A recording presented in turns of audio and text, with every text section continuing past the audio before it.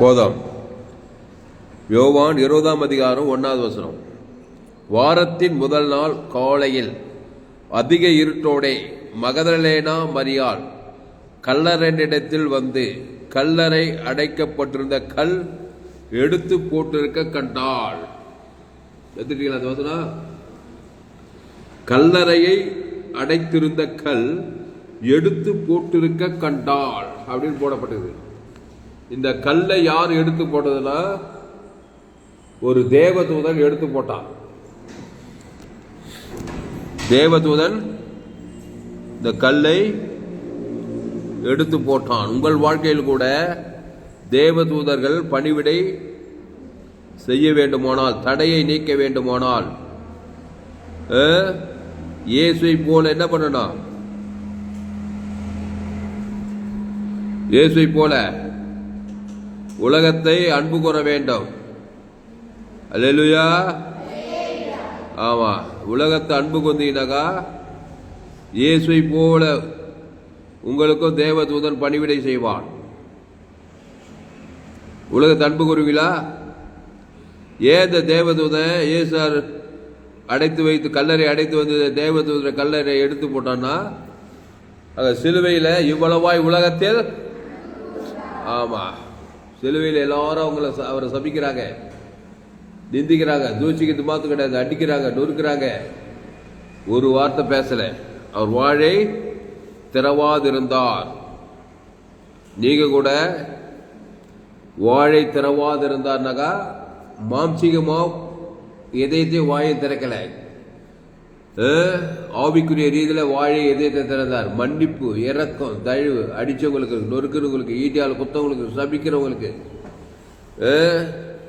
அதனால தேவதூதனே வந்துட்டானா. அதனால உங்களை யாரும் ஈட்டியத்தில் குத்த மாட்டாங்க, சில முள்முடியெல்லாம் யாரும் வைக்க மாட்டாங்க. ஆனால் வாயில் இதயத்தில் சபிப்பாங்க, பகைப்பாங்க, நிந்திப்பாங்க, தூஷிப்பாங்க. அந்த சிலுவையில் இயேசு ஈட்டியால் குத்தினாலும் சபிச்சாலும் ஆணியத்தை அடித்தாலும் இயேசு வாழை திறவாம அடிக்கப்படும் ஆட்டுக்குட்டியை போல போய் ஜீவ ரத்தத்தை கொடுத்தாராம். அதனால பரலோகத்தில் தேவதூதனே இறங்கி விட்டானா. உங்க வாழ்க்கையில தேவதூதன் இறங்கி வரனா உங்களை சபிக்கிறவளை ஆசீர்வதிகள், பகைக்கிறவர்களுக்கு நன்மை செய்யுங்கள், சத்துருக்களை செய்யுங்கள், துன்பப்படுத்த நிந்திக்கிறவர்களுக்காக ஜெபம் பண்ணுங்கள். இதுதான் சிலுவையிலேயே செய்தார். அங்கே நிந்தித்தாங்க, துன்பப்படுத்த நிந்திச்சாங்க சிலுவையில். ஆனால் ஆணியத்துன்னு அடிக்கிறாங்க. நம்மளை யாரும் நிந்திப்பாங்க, பகைப்பாங்க, சத்ருவா இருப்பாங்க, இதெல்லாம் செய்வாங்க. எல்லாரும் ஆணியத்து நச்சு நக்கிறாங்க, நம்மளை சிறசல் முள்படியாக வச்சுக்கிறாங்க. எதையும் செய்யறது இல்லைங்க. வாயில் எதிர்த்துல எங்கன்னா தனியாக மாட்டோம், ஒரு அடி போட்டு அடிச்சிருவாங்க, கொலை கூட பண்ணிடுறான். அவ்வளோதான் மனுஷன் செய்வான். ஆனால் நீ இயேசுவை போல கிறிஸ்துவின் அன்பை வெளிப்படுத்தினா உங்களுக்கு தேவதூதர்கள் வருவாங்க, கண்டிப்பாக வருவாங்க. கல்லை பொட்டி போடுவாங்க, பசு தாயர் வானத்தில் சகல அதிகாரி எல்லாத்தையுமே கொடுப்பாங்க. அல்லேலூயா. திருப்பி படிக்க யோவான் 20:1.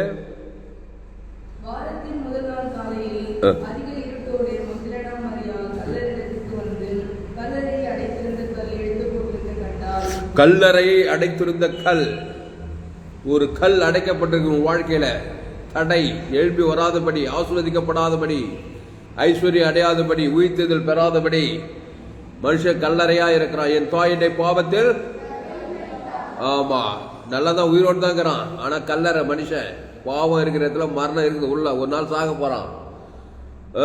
ஆதாமின் சிந்தை மரணம், மரணத்தை சுமந்து தான், ஒரு கல்லறையை சுமந்து தான் மனுஷன் சிந்திட்டு இருக்கான். ஒரு கல் அவனுக்கு போடப்பட்டிருக்குது.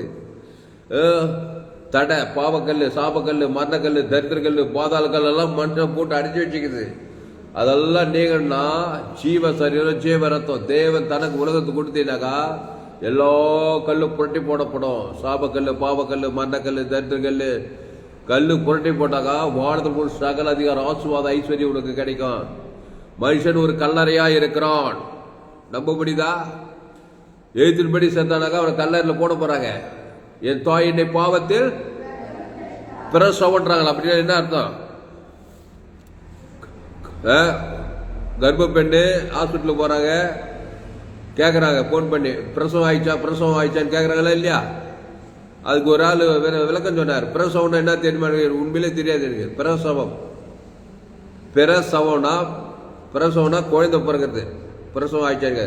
பிறப்பு இறப்பு, பிரசவம், பிறப்பு சவம், இந்த சவத்தோடு தான் மனுஷன் பிறகுறான். பிரசவம் ஆயிடுச்சாரு, பிறக்கும் போதே சவம் ஆவான். அப்போ கல்லறையா தான் இருக்கிறான் மனுஷன். அப்போ பிறக்கும் போதே பிசாசு பல விதமான தடைகளோடு தான் மனுஷன் அந்த உலகத்தை பிறக்கிறான். பல விதமான தடைகள். அதை புரட்டி போடணும்னா தலைமையில கை வச்சு இயேசு ஜீவன், பரிபூர்ண ஜீவன், தேவனுக்கு ஆதாம் முழு உலகத்து கொடுத்தா பிறந்த நாள்ல இருந்து நீ வெற்றி பெற்ற மனிதனாய்த்தான் இருப்பாய். அல்லேலூயா, கையத்தட்டு அல்லேலூயா. இயேசு பிறக்கும் போதிலிருந்து சிலுவைக்கு போறதுக்கு முன்னாடி வரைக்கும் வெற்றி பெற்றவராக தான் இருந்தாரு. ஏன்னா அவர் பரிசுத்தாவில கருத்தரித்து பிறந்தார். அவர் நன்மத்தையும் அறியத்தக்கவர் கிடையாது, பிரசவம் கிடையாது. இயேசு அவர் உயிர்த்தெழும் ஜீவனுமா இருக்கிறாரு.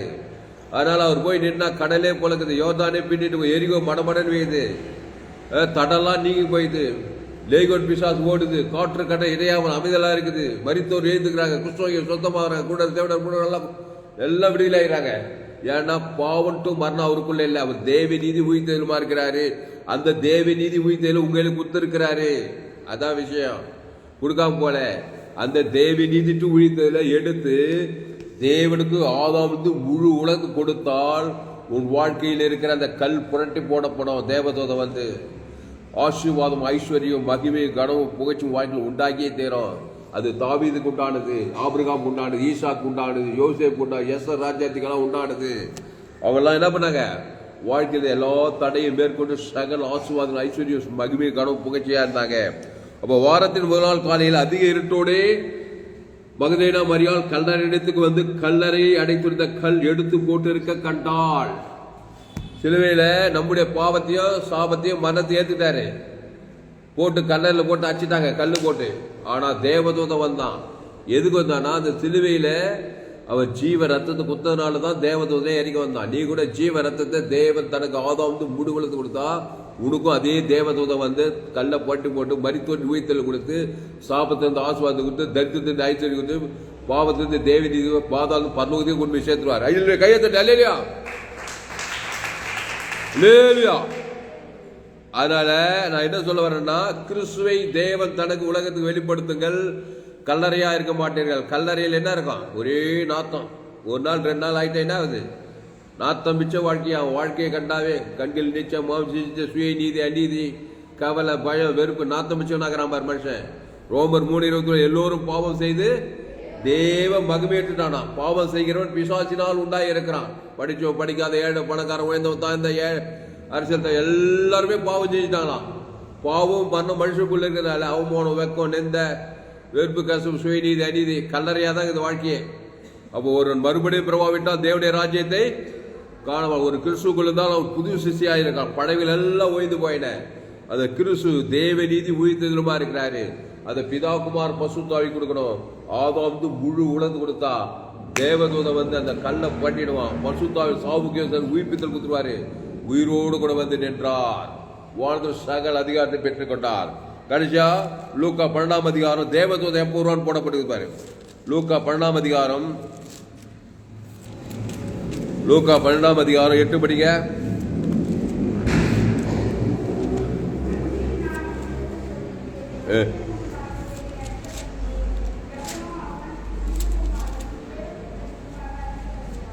அப்போ தேவதூதருக்கு முன்பாக இயேசுவின் பேரை அறிக்கை பண்ணாங்க.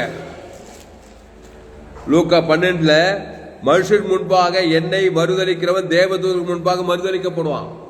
8வது, அன்றி நான் உங்களுக்கு சொல்லுகிறேன், மனுஷர் முன்பாக என்னை அறிக்கை பண்ணுகிறவன் எவனோ எந்த நாடோ எந்த தேசமோ, மனுஷன் தான். உங்க வீட்டாரே, உங்க குடும்பத்தில் அப்பா அம்மா காலையில இருந்தா மனுஷன் தான் இருக்கிறான்.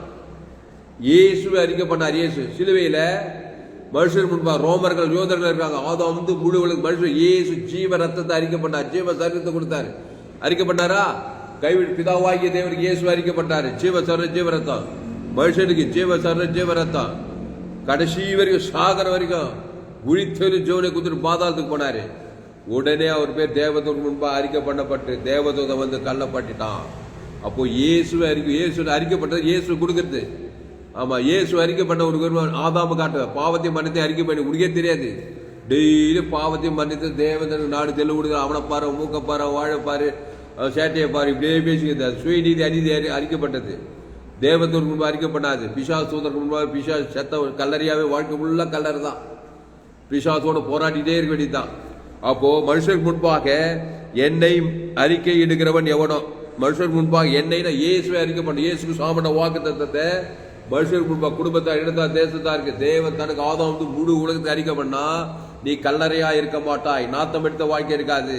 பசுத்தாவி வந்து தேவதூதர் வந்து கல்லப்பட்டு பசுத்தாவி வந்து சாவுக்கு உயிர்ப்பித்தல் கொடுத்து, தரித்திரத்துக்கு ஐஸ்வர்யம் சாபத்துக்கு ஆசுவாதம் கொடுத்து, மன்னத்துக்கு உயிர்த்தல் பரலோக ராஜ்யத்துக்கு கொடுத்து வெற்றி மேல் வெற்றி பெற செய்வார். ஜெபம் பண்ணுவோம். அதனால மனுஷனுக்கு முன்பாக இயேசுவை அறிக்கை பண்ணுங்கள். இயேசுனா இயேசுக்கு சாமட்ட வாக்கத்தை வித்தியாசம் கிடையாது. ஆதியாகமத்தில் இயேசு கிறிஸ்துக்கு ஆமட்ட வாக்கு தத்தத்தை தேவ நீதி உயிர்த்ததில் அறிக்கை பண்ணுங்கள்.